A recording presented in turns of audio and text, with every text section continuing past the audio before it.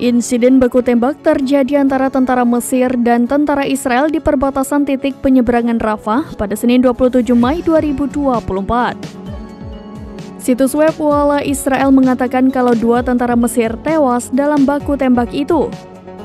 Namun surat kabar Ynet Israel mengklaim bahwa hanya 1 tentara Mesir yang tewas.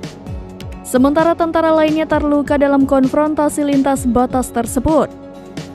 Menurut informasi, tentara Mesir terlebih dahulu melepaskan tembakan ke arah tentara Israel di penyeberangan Rafah.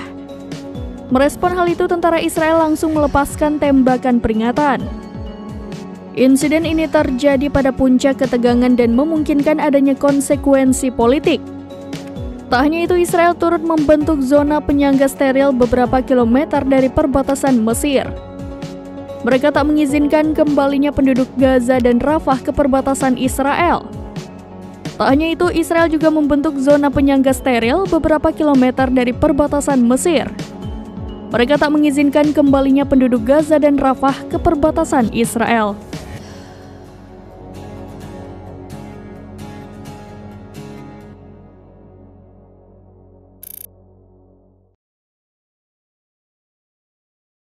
Download Tribun X sekarang, menghadirkan lokal menjadi Indonesia.